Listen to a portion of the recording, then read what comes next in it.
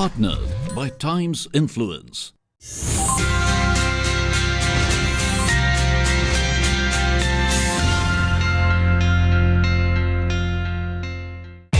Hello and welcome to this special episode of the Economic Times Game Changers of India. Here we converse with business leaders that have created a wave of change in the nation and made India proud on a global scale. First up, we have Harsh Beena Zaveri, Vice Chairman and MD of NRB Bearings, a leading manufacturer of high-precision friction solutions for the automotive sector. First, I really want to know a little bit about your journey. It's been quite an interesting journey from the time when you started in NRB and now where you are. Can you briefly take me through that? I think what's unusual is when I joined the company, I joined just to learn a little bit more about the business. I did not intend to work in business. I thought I would go back to the US and study law. But when I came into the company, I found so many areas of interest and challenge more than anything. I think being a woman in this field was very unusual. To me, what was very fascinating was the entire culture that had been created around being an OEM supplier and how passionate everybody was to keep the OEM happy. And I just ended up being there because there was one challenge after another. Because it was quite a turbulent time back in the 1990s. And take me a little bit through that journey. 1992, as you remember, was the first Liberal budget. And it was on 29 February. And I do recall that lots of things that I had been talking about after I joined the company, because my expertise, as I said, is in trends and demographics and the kind of change that takes place in the world. But people didn't take me seriously. And then suddenly there was this real threat. People realized that we have a customer out there. And we need to understand that customer. And for me, because I wasn't an engineer and I really learned the business by being on the shop floor for more than 2 years, by visiting customers, by visiting suppliers, and trying to understand what we did well and to what extent we could benchmark the best in the world, I think this was an amazing opportunity. And maybe that is the way I'm built. I really love crisis. I really love disruption. And I think that really gives you the opportunity to strike and change the thing that you've been talking about, and everybody rallies behind you and you can truly make the change happen. Like you said, you love crisis and disruption, and we're now pretty much in the disruption economy, as some would call it, because things change, technology is disrupting almost every aspect of every industry. But in a way, you have maybe seen the trend or have predicted the trend, because you set up your own R&D center, which I think was one of the first ones in the industry. So take me through that. How did the idea come and how was the implementation? It mustn't have been a walk in the park for sure. Yeah, so that's probably one of my most favorite stories. So when I first decided that I wanted to set up the R&D center, and I was not president of the company, but the one thing that I had done was, as quality head, I had truly understood the change in the global quality standards and certification, and that quality was not about just making a product, but about the way things got done. And here, I think I realized that design competency is a key factor of quality. The other thing I noticed, because I've always been very passionate about Japan, and I think that was another thing that we did well ahead of the times. I was lucky enough to be a TPM board member, the youngest woman, probably the youngest member and the first woman on the board, because I used to visit Japan so often, and I brought a lot of Japanese techniques and culture into the country and the company. I felt that we need to understand what technology is all about. We need to marry people, disruption, and the future, and build that in rather than just copy what our collaborators were doing. Of course, we had the best collaborators in the world, one of the largest companies, and we had a great relationship. So that was not the driver. The driver was to be an Indian company that could really, truly engineer products. It was to bring about a change in mindset. It was to bring about a sense of passion and pride that we can create design. So the real achievement that I had in mind when I set up the R&D center, I would say, or the goal that I had in mind, was to move from being a commoditized bearing manufacturer to a design engineering partner. And literally, my dream was to launch products for the world's best companies and the future products. Technology is changing really fast, and artificial intelligence, 3D printing, they're getting into almost every sector. They're definitely making more and more steps. They're taking more and more steps into automobiles and automobile components. How are you maybe foreseeing the future, and what are some steps that you're taking at NRB to ensure that, you know, this company, this leadership of yours, of the companies, keeps continuing and growing? So I don't think that this is as much of a paradigm shift for us as it might be for some other companies. One of the things that is sort of built into our DNA is to do things differently, to do them disruptively. For example, NRB was one of the first companies to patent a product where we took a heavy conventional bearing that was manufactured using turning technology, heavy or forged or a forged component, and we replaced it with a drawn cup lightweight cylindrical roller bearing, which we patented. The other product that we're very proud of, which we patented, is a kingpin bearing which actually goes into the rear axle, takes a lot of load, a lot of misalignment, and again, seal for life. And we did, I think, a pretty amazing job with that, because we supplied to all the world's best truck companies. Now, into the future, machine learning, 3D printing, vision technology, all these things are really going to play a very important role. I'm kind of lucky because I think that the way that I've integrated my work and my life and young people, I'm a founder, one of the founders of Ashoka University. My son was actually the youngest user of Pro E in the world at the age of 14. And I think I've been very lucky in having a lot of, I would say, unconventional, bright ideation as part of my social group, because I really enjoy interacting with young people. 1/3 of the company is under the age of 33. So, for example, when we talk about innovation, we don't only talk about product design or talk about it in a very limited space. Many of our young engineers on the shop floor who are actually running lines create apps which are integrated into our system, like a critical warning list which will show up on your mobile. And we've been sort of living with all these different aspects of technology for a fair amount of time. So I would say that, if anything, we are more comfortable with unpredictability, we are more comfortable with the new technology, and our company is a more holistic integration of experience from the older people and ideation and technology from the young. So now, going ahead, what is maybe some of the changes that you think, that you foresee in NRB in the next decade? What do you think? I mean, if you and me were sitting here 10 years later, what would you tell me about this 10-year journey? Well, I think we're focusing a lot on scaling up. I think what we do quite well, but we don't do it to scale. I think that ultimately, when I used to focus on quality, I used to tell people, you can't be world class in India. If you're world class, everybody in the world would want to buy your products. If you're competitive, then you would be able to supply anywhere.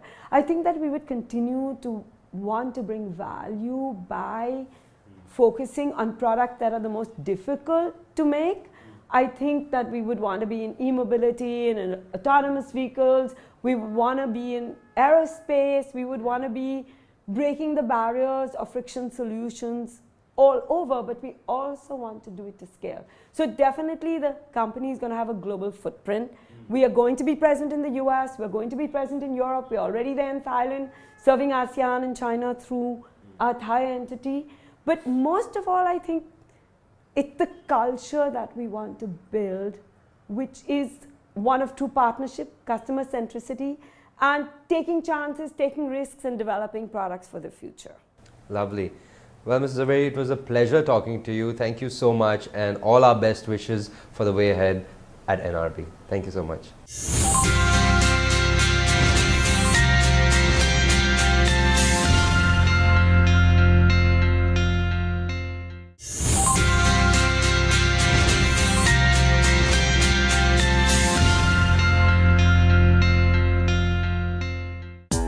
Welcome back. Next up, we have with us Shardul Shroff, Executive Chairman of Shardul Amarchand Mangaldas & Co., a full-service Indian law firm that believes in providing solutions as trusted advisors while embodying the spirit of excellence, responsiveness and innovative thinking. You know, you've spent almost 4 decades in the industry. What were the early days like? It must have been quite challenging. Yeah, it was very different from what we are seeing now, because 40 years ago, I don't think India was such an open country. It was license Raj at that point of time, and the kind of practices that we used to do in a law firm were very different from the kind of practices that we do now. There was predominantly litigation in the early days when I shifted from Bombay to Delhi, and rudimentary principles of documentation. There were no verticals like M&A. Those kind of things were not that well spread. They were just in the stage of beginning, and so in some sense it was a great opportunity to build the law. And over the years now, what are some of the changes that you're seeing that have happened now and the way ahead for an Indian law firm? Because I know M&As are a big space right now. So I think the way we have built the firm is that for every 2 years, we have tried to reinvent ourselves, build a different subject, build a different proficiency. So it's a constant growth model in the sense that you have to select a topic which has public appeal, which has need in the industry, and that's how we sort of completely innovated, completely sort of kept ourselves fresh in the law, and we built on that model. Mr. Shroff, game changers are present in every field. What do you think how game changers makes game changers stand apart, especially in the legal space? I think it's about differentiation, it's about innovation in terms of doing things differently, it's terms of efficiency, it's in terms of cost cutting, it's sometimes in the speed of delivery. So innovation and game changing are essentially a multitude of things as far as legal services go. So you have to constantly find improvements in the process that you engage, do it in a better way, do it faster, cheaper, more efficiently, and sometimes just completely innovate a topic which nobody else has tried. So the importance of innovation is of course very much there in all sectors. In the legal space, where people would feel that, well, what can you innovate in the legal space? But I'm seeing some great examples that you already spoke about. What do you think the way ahead? Any other innovations that you think that could change this space? I think, as I mentioned to you, there is a change which is invariably coming with artificial intelligence. That will in some sense cut out the repetitive issues, make them more machine response, rather than have a lawyer work on aspects which can be really part of a process. So process driven, change driven, and in some sense therefore trying to curtail costs. I think that's where the new innovations will happen. In your view, how does a company foster this culture of innovation? Because there are so many companies that say don't take a risk, but there are a whole set of other companies that want you to, as they say, fail fast, or other mantras like that. How does a company foster innovation? In terms innovation? of a startup, there is obviously far more ability to take risk, and in a sense, if there's a failure, you drop the failure, you move on. But in the case of an established enterprise where it has taken 2 generations, 3 generations to reach where you are, there is an element of caution, but the caution has to be tempered with curiosity. So whenever there's a spirit of curiosity and the ability to challenge yourself, innovation follows. Right. So it's not as if an old firm cannot innovate. An old firm ultimately, like ours, will have to work within the parameters of the practices that we do. But we can do it faster, we can do it more efficiently, we can do more innovation, we can do more thinking in terms of legal solutions. Today there are X solutions, you can have X plus Y plus Z. And that's where the innovation in the legal space in terms of thought process and really thought leadership in terms of what is better or which is a better way of achieving it. Then in the technology of the law, how the technology of the law can actually speed things up and do it in a faster way, in a more efficient way. That's the second part of it. And the third is the efficient teaching of the human resources. How do you really get the human beings in the firm to really use that technology and actually speed things up and make less errors in the way they progress. Mr. Shroff, earlier you spoke about going to national universities and hiring talent. According to some statistics, India is going to have one of the youngest workforce by 2030. We've already got quite a sizable number of young people in the workforce. How do you see these guys being different, this new age workforce being different today from what it was maybe a few years ago? I think in the past and right up to now, we find that the college learning and the college training is something which can be suitably modified or used in a law firm.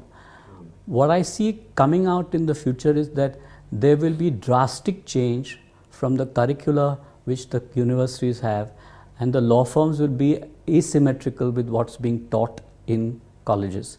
So unless there is a synchronization between law firms and the needs of law firms and the curriculum, there will probably be a mismatch, and there will be more time spent in training people. Also, what is coming is a very different generation which thinks totally differently. The millennials are already there, but when you talk of 2030, they will have a completely different attitude to life. Today, the attitudes have already started changing because people want to experiment with life. People are not stuck to a particular job or a particular organization. They want to experiment in their lives, to move on, to do things differently. So all those kind of responses to human beings are going to change. I want you to take a step back and I want you to look from a more of a wider perspective. Now we talk about disruption all the time, and it's no longer just in the technology space. How do you think global economies, larger governments, or on a larger scale, how can people be ready to manage this disruption and be swift enough to change with it? I think it's an attitude issue. You have to ingrain this right from childhood, that there's one psychological approach which the Japanese had, where they used to serve till life. From the beginning of their career till the end of their career, they would be in one organization, they wouldn't switch. That change has already upon us, and we therefore now need to train people in a different way and really continuously keep some amount of redundancy so that you have people stepping in to tasks where somebody moves on.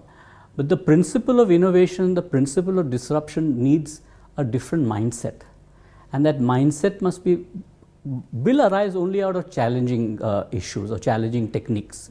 So it's the basic mental attitude of trying to challenge the way in which you are doing things and trying to do them in a better way or in a more efficient way, not a consistently old past practice way. You have to change with the times.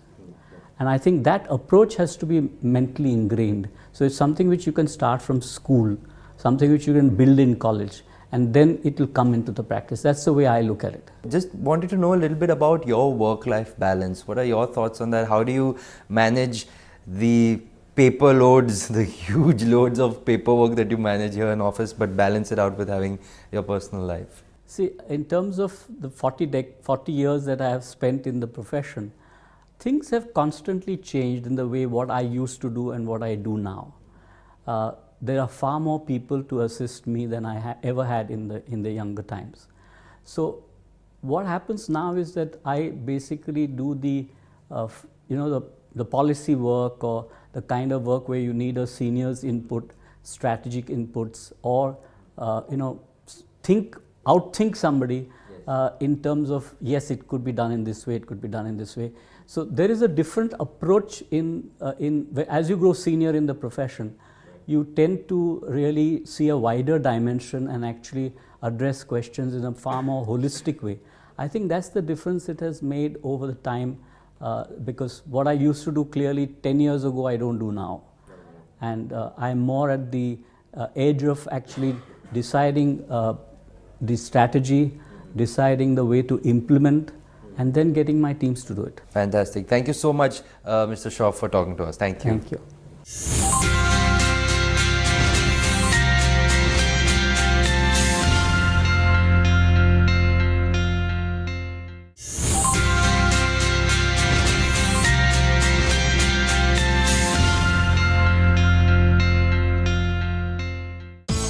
In In the last leg of the Economic Times Game Changers of India episode, we interact with Harish Seth, Chairman and MD of Setco Automotive, a leading manufacturer of premium quality clutches for commercial vehicles in India.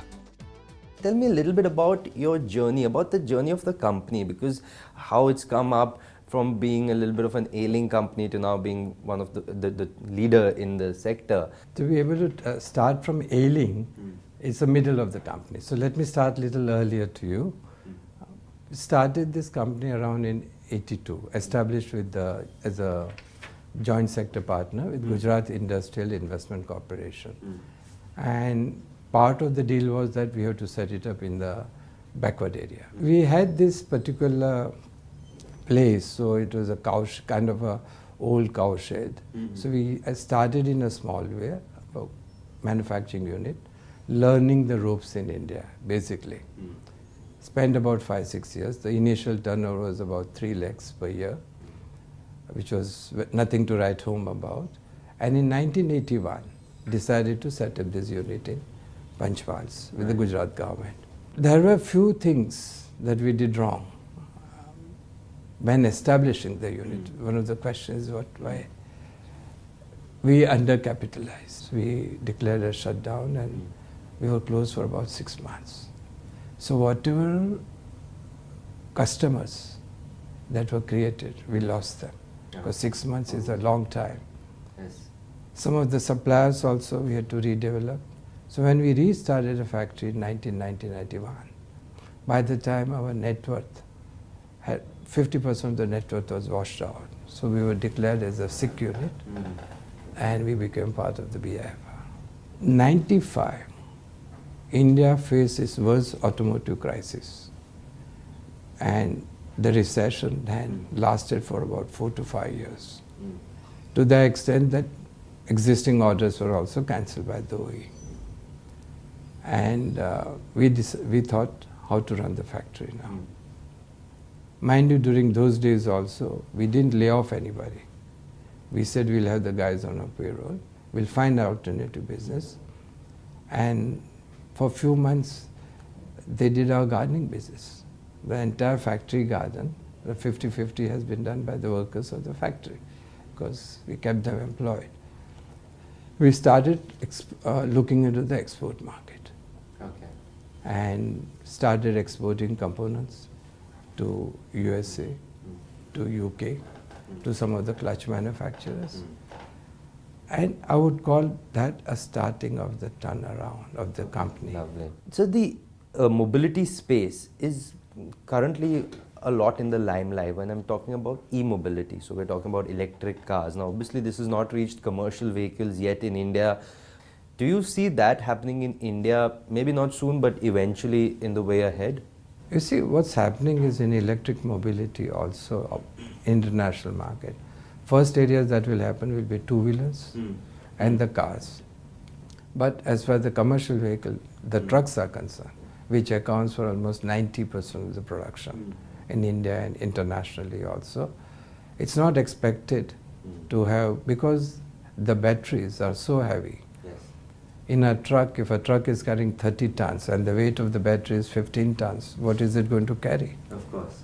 Plus the cost is high. So we don't envisage internationally also trucks as of today, electrical mobility applicable to the trucks. In India, I'm looking at maybe another 15 years minimum. So Mr. Shea, tell me a little bit about the diversified businesses of Setco. See, in Setco, one of the first diversification we really, I wouldn't call it really diversification, but we felt all the time the shortage of castings. And we thought we cannot grow as a company unless we have regular supplies of castings coming to us. So we set up this foundry, which is right next to our factory. In a foreign party had 20% equity for technology that they gave, and 80% with Setco Automotive. We made an investment of about 185 crores about 3-4 years back. And today we are very happy to say that it is meeting all our requirements. Not only that, we are employing 600-700 people.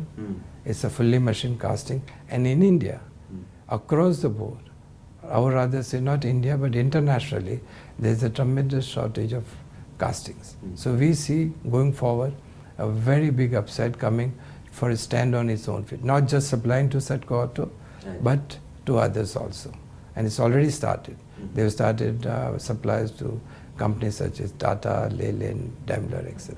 Great. Thank you so much, Mr. Seth, for talking to us, and we wish you all the very best for the way ahead. Thank you. Thank you. Thank you very much.